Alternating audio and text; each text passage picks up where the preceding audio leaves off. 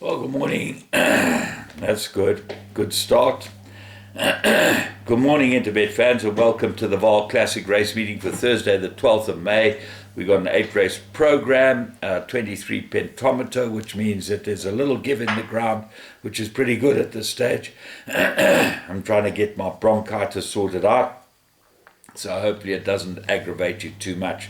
3.5 meter false rail spur at the 700 meter mark, and we kick off at race 1, 12:20, 20 past 12, 1,000 meter maiden juvenile plate. Well, you got to look at United Express. He looks like absolutely the right horse, but the big danger might be number 2, Give Me the Flame.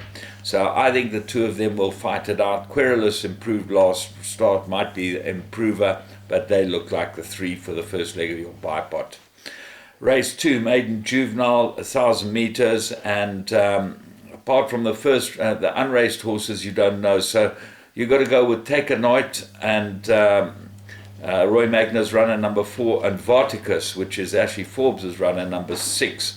Now, interestingly here, Varticus ran behind Prophet. And Prophet came out and won a minor feature at KwaZulu-Natal very easily.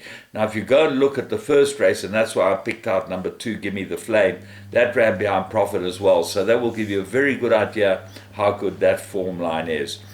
Rose Velvet does look like the third best, but have a look at the first timers.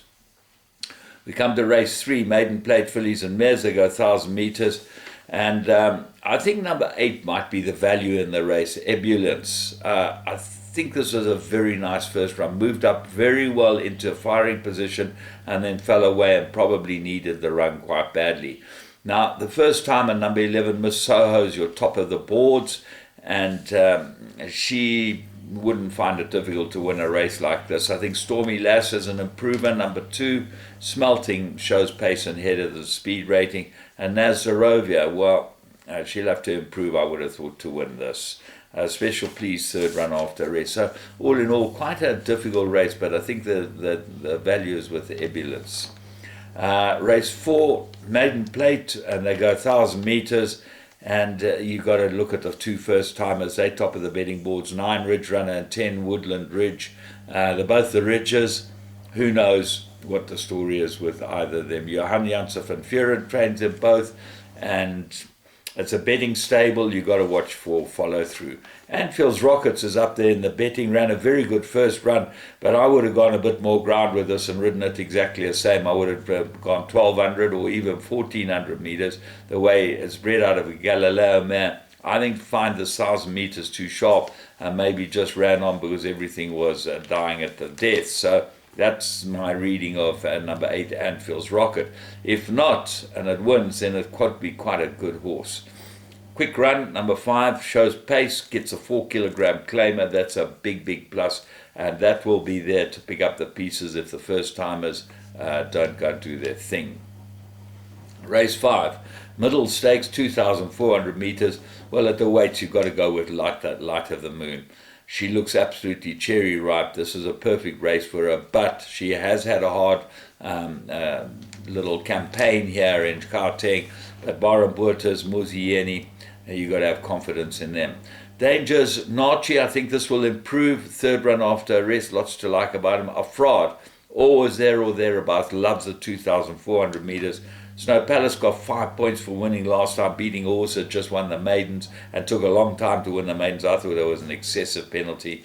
Would have got 2 or 3 in my opinion. And Mad About Fashion, the blinkers are on. That might make a difference. Race 6, Pinnacle, 1,800 meters. I'm going very strongly with number 4, Bold Fortune. I think this is the right horse at the weight, and the Pettigrew team look like they're in fine form at the moment. And this gets a 4-kilogram claimer. If he can handle this horse, it should be able to win this. The stable companion's got to be a danger. Express from the US loves the course at distance. But the horse I find here that might cause a little aggravation is Savannah Storm. If this horse gets away, he could be very dangerous. Although he has no chance at the weight, he might be dangerous in a race like this. Golden Pheasant, Express from the US, as I said, there's nothing between them. But Bold Fortune should be able to dawdle if it gets a good ride. Race 7, merit-rated fillies and mares, 1,500 meters. I'm going with 2 horses here. The pedigree runner Gilded Butterfly got very good form behind his name, drawn 1. And the De Kock runner Good Queen Bess, number 2, gets Craig Zaki, which I think is a big plus, and third run after a rest.